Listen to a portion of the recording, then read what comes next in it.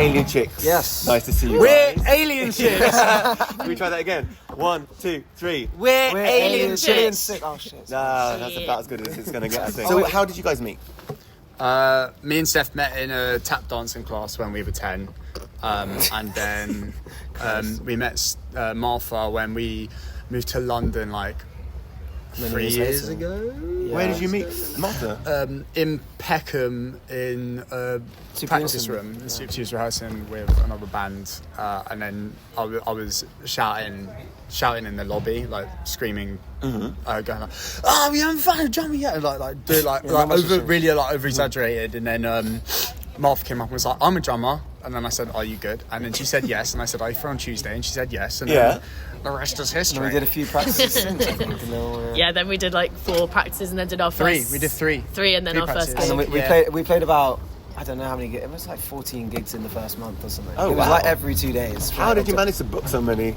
Actually, how did we manage? I think we is a very strong word in this. I think Martha really was the catalyst for us actually playing a gig in London. Because we were just like, we wanted to play as much as possible to get better, and it was just fun. So we played to, I think our first gig was a fair number of people actually. It was actually right, yeah. But then we played a few to like literally no one. Yeah. Like But it was Boiler Room, I remember because that it was kind of just like because we weren't rehearsing by that point. We'd done 3 rehearsals. I think in our entire time as a band, genuinely, I promise you, I don't think we've done any more than 20, 14, 15 rehearsals. We've done like over 200 gigs now. Do you know what I mean? So it's like the gigs. So that's the way to do it. Yeah, do a few, 100%. book gigs. And then just play the gigs, and then that's your practice. In the first few months, we like religiously did 4 gigs a week for like the first 4 or 5 months. I love it. I wish we could still do 4 a week. Like we were talking a little bit earlier, right? This is what it's about: playing, writing and playing and performing, rather than anything. 100%. Yeah, that's why we do it. So the punk thing, right? I mean, I'm sure you don't class yourselves as anything, but obviously you have a big punk influence. Are you influenced by like original punk 60s stuff, or where is your like punk background? Maybe we go down the line because I think we're all quite different. I find this influence thing really difficult personally, because it's like I feel like I really listen to like lots of different genres and I really like all of them. Yeah. But like stuff that I've listened to like when I'm 16, I assume that still influences my music today, I guess. But like I don't know what genre we like. Oh, because I feel like we do like fusion stuff. Yeah. But I guess kind of like.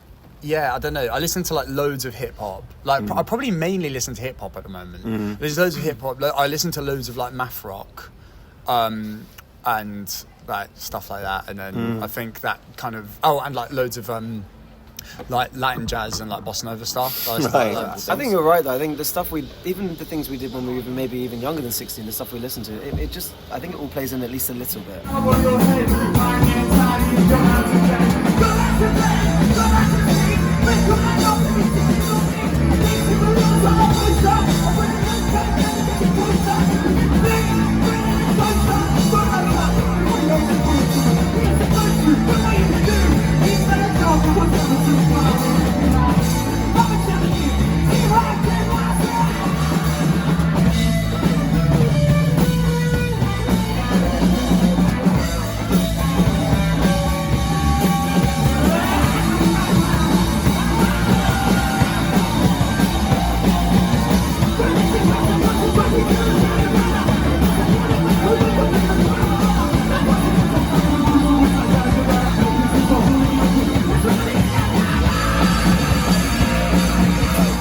Like Joseph writes the lyrics, but like a lot of the music we'll write together. Yeah. And it will be a case of like one of us has an idea and we literally do just like stitch the songs together, or like we'll be like, oh my god, this thing that we had like 3 years ago would fit here finally. Yeah. So I think that's the other aspect of it. Like our influence come through in that way, and I think that's why it's so mental with players and stuff. And then we get into a practice room with Martha.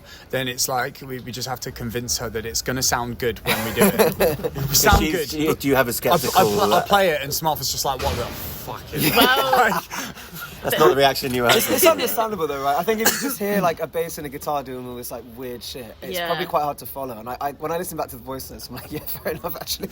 Yeah, because they'll like send me, so they'll write something and send me like a voice note of it, obviously with no drums. Yeah. And I'll be like 5 genres. This is the weirdest song I've ever heard. Yeah. Because like the chords are quite odd, like they're really not conventional chords at all. Yeah. And then I'll kind of listen to it, and then we'll get into a room, and then sometimes we'll cut out sections, or I don't know, or like we move it around, and then often I find it kind of boring playing like traditional punk key drumming beats because they're just very like straight. Well, it's all been done before, isn't it? Like, you want to do something that's at least refreshing to some ears. I think that is when practice is useful, though, when we bring it in and it's like, that's a new perspective. Sometimes, to be honest, we are a little bit like, we don't want to do it like that. But actually, a lot of the time when we do what Martha's suggesting, it could just be like cutting a part out or just like literally switching two things. Okay. And it can change the whole song. You can spend a lot of time, like, I love that song, and it's like someone goes, it's 5 minutes too long, and you're like, now you've said in that. our case, it's 5 minutes too short. It's fucking boring as fuck. Because you're not listening with outside ears, which is why playing to other people is quite important. And 100%. The weirder songs are more fun to play because like so many of them have like loads of different sections and they change constantly. But then one of the sections will be like this like banging like pop chorus, and I'm just like, please can we have more of the pop chorus? But then like when it actually comes to it, it's boring playing that pop chorus over and over again. Like, I've literally had songs on repeat just because I like one section of it. Exactly. There's this Dead Letter song called Hero. And there's this one line in it which I just love. And I quote it for them. Yeah, it's headed straight for the canal. I something burned my hands while adding spice to my shebang, and I really like the way he says it. And so sometimes I just go back and just listen to that line over and over again. When we were in passport control at 3 a.m. coming back from the Netherlands, he's just in passport control with all these serious security guards just going, my shebang, my shebang, my shebang. It's like, no one even knew what it was. But I think my shebang. My shebang. My shebang. It just sounds sick. From Martha saying, in my experience, it's often the drummer that holds it together, like that has that kind of like really outside almost producer's view of the track. It's like, cut that bit. And I've learned as an artist to be like, just believe the drummer, listen to the drummer. Do you know what I think it is? Except for this one. Do you know what I think it is? I think it's just, it's got like a really good thing where it's like I'll write something, I'll go to Steph, and then it goes through Steph, and Steph's like, change this, change this, change this. We finish it, then it goes to Martha's like, change this, change this, change this. And it's almost like 3 layers of well, in my opinion, to the best state that it could be within our ability. I think you've got a natural balance at play here, and it seems to work for you. We figured it out. It's only taken like 2.5 years, but I think really it's been really good. Yeah. So, you have been touring recently. How's it been going? Sick. It's been fun. Lots It's been fun. Yeah. It's great. I mean, Lots of travel on trains. We're doing two gigs tomorrow. Fantastic. One in Leeds, one in Birmingham. Yeah. That's lit. And then Thursday we're going to Netherlands, so either Amsterdam or Rotterdam, and then the following day either Amsterdam or Rotterdam, the other one. Sure. And then Saturday Germany somewhere. Yeah. It's sick. I think if you can wake up not knowing where you are, that's the dream, right? It's sort of what we dreamt to do. It makes sense live. I think I have a lot of friends who like they come to a gig and they're like, that was so cool, but they'd never listen to us on We're Spotify. definitely we're definitely a live band, I think. Like, Sure. I like our recordings, but I think it just makes sense when you see it. Sure. Like, more so than to me. So this is your night. It's called AC Presents. And so I wanted to ask you so what's your intentions behind it? You seem to be you're cultivating something between other bands and stuff. Yeah, well, it started off like because we just wanted to play Windmil more. So I sort of called Tim one day and I said, "Oh, could we do this?" And then I said that I wanted to make it sort of like different rather than like having like just 3 pop punk bands done, go home. We're trying to like get like a bit of a mix of genres. So like tonight we've got Maella on.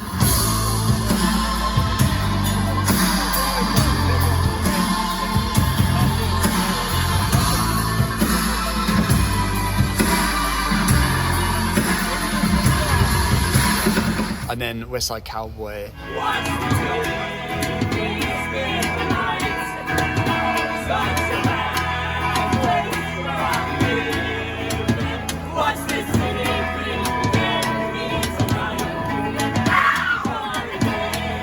And then us, and then Softer playing, which I think is for me, I think that's like a really cool mix and like a really good progression of the night. Do you know what I mean? And it's like, it's nice because it's like, I don't feel like it's like headline gig. It's just kind of like let's all play together, all the bands like around or whatever. Yeah. Just like let's just like fucking get some people in here. And the crowd is always so good as well.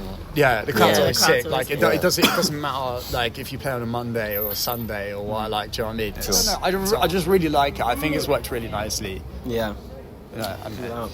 What advice would you give to a band that wants to kind of cultivate their own kind of like homegrown play as much as you can all the time, wherever you can. Chat to as many bands as you can.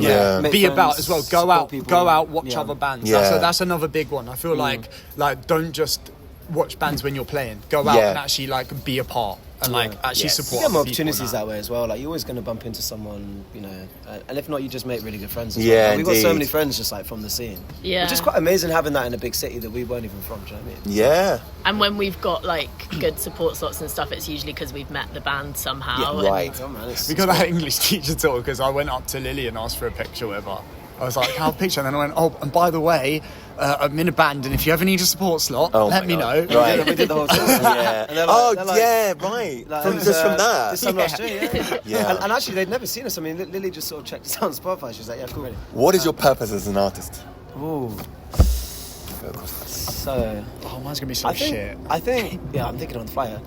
I mean, first and foremost, my favourite thing to do in the entire world by far is just being on stage playing gigs. Yeah. So I think just doing that, and then ideally playing in front of bigger and bigger audiences if we can. But I think for me, it's more just playing with bands that I love. Like we supported the Libertines a few weeks ago, which like they are literally the reason we wanted to be a band amongst other things. In a band amongst other things. So basically, I'm going to start this. I just love playing. It's my favourite thing to do. I love playing live and everything. But it's very changing. So I don't care so much about the amount of people we play to. It's nice when we do, and everyone really enjoys it and everything. I think it's more for me that the people that are there are like really enjoying it and that like we're like into it together. But at the same time, I just like playing my own music and like having a place to do that.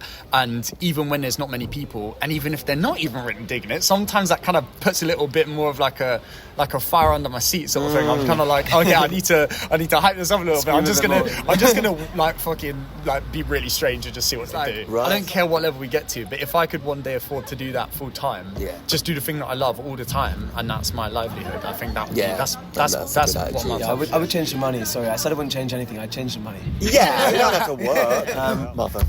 I think, what they said basically. I just love playing. Like, if I could, I would play every day, I think. But obviously you can't do that if you all have full-time jobs necessarily. But, just being on tour is so much fun, and being on stage, it kind of... I think I don't mind the actual travelling element of it as well. Like, it's kind of funny just being in a car or on a bus or on a train and just like... With your best friends, right? People you've chosen to spend time with. Yeah, it's just funny. Like, we've got so many funny stories, and also I've enjoyed recording recently as well, more than I used to. Like, it kind of, we know what we're doing with it a bit more now, so it's kind of less stressful and more just like, oh, we're in a studio, we get to do whatever we want, and this is cool. Thank you so much, Alien Chicks. Cool. Thank you for having us. That was really fun. Your new song, Babe, is out now. Yes. Check it out. Thank you so much. Good luck. Thank you. That was really fun. Thanks. Thank you.